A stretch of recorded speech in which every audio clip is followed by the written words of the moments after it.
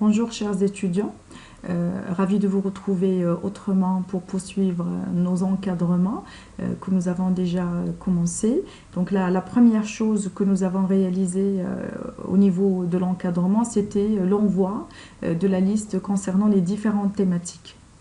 Donc j'attends bien sûr de chaque personne l'envoi de la thématique choisie afin que je puisse un petit peu voir avec vous le déroulement des différentes rédactions.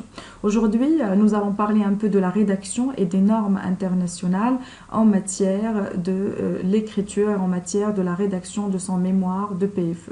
Donc il faut savoir que le PFE, ça va nous permettre de faire preuve de la logique parce que vous allez un petit peu faire la synthèse des recherches que vous allez faire, d'accord, sur Internet. Je vais par la suite vous donner un certain nombre de sources bibliographiques que vous pouvez consulter pour pouvoir alimenter et nourrir vos mémoires de fin d'études.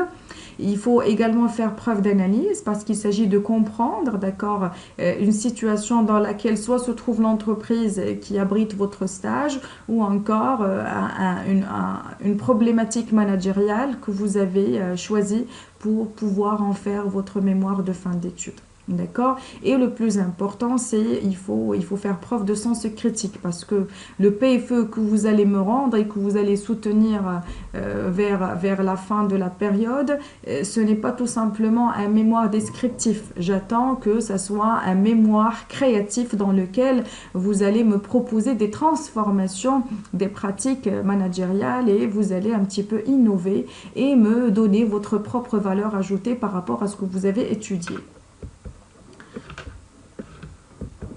Donc, concernant toujours votre mémoire de fin d'études, il faut éviter les pièges suivants. Un mémoire de fin d'études n'est pas un mémoire compilation, c'est-à-dire dans lequel vous allez me mettre un amas d'informations sans qu'il y ait un lien conducteur entre les informations en question. Je ne veux pas également un travail purement théorique dans lequel il n'y a aucune pratique, parce que je vous ai dit, il faut quand même faire de la pratique via les études empiriques que vous allez conduire, soit l'administration d'un questionnaire, soit l'analyse des données financières, soit la comparaison entre les entreprises et ainsi de suite. Et je ne veux pas un simple rapport de stage dans lequel on va se contenter de décrire les services et les départements de l'entreprise en question. Donc, pour pouvoir un petit peu construire votre PFE, je vais vous demander tout simplement de poursuivre la méthodologie de rédaction suivante. D'abord, la première des choses, il faut cerner son sujet. C'est à travers le listing que je vous ai envoyé. Donc, regardez très bien le listing et choisissez la thématique qui vous semble intéressante, que ce soit pour votre projet de master ou encore pour votre projet professionnel. Regardez un petit peu le domaine dans lequel vous allez vous sentir à l'aise, d'accord, et choisissez la thématique en conformité avec le domaine en question. Par la suite, il faut faire émerger du domaine en question une bonne problématique. Nous allons tout à l'heure voir qu'est-ce qu'on entend par la problématique. Et par la suite, j'attends des questions de recherche. Pour les hypothèses, on peut se passer de ça. On va garder ça uniquement pour le master. Et nous allons un petit peu travailler sur comment trouver l'information, comment l'évaluer et surtout comment communiquer l'information et l'intégrer dans son mémoire de PFE. Donc, le thème de recherche, comme je vous ai dit, doit refléter vos intérêts et vos aspirations personnelles et professionnelles, d'accord? Votre spécialité, votre parcours académique doit également refléter l'actualité, d'accord? Et il faut que ça soit une thématique actuelle sur laquelle on continue de parler, on continue de faire produire pas mal, d'accord, de documents. Et il faut bien sûr qu'il y ait une documentation existante, d'accord? Il faut trouver suffisamment de ressources bibliographiques pour pouvoir les analyser et les mettre au niveau de votre PFE. Donc, le choix de votre sujet va nous permettre par la suite d'aller directement vers la problématique, d'accord? Et la problématique, c'est quoi? C'est tout simplement le questionnement que vous allez prendre par rapport au domaine que vous allez choisir. C'est-à-dire, je prends tout simplement un angle d'attaque à partir de la problématique en question. Le domaine, d'accord, c'est quelque chose de plus large. Par exemple, quand on parle des difficultés comptables, c'est un domaine dans lequel on peut trouver plusieurs difficultés comptables, d'accord? Mais par contre, quand on va choisir un angle très précis, Et on va se poser la question sur la méthodologie ou bien sur la manière avec laquelle on va résoudre un problème précis.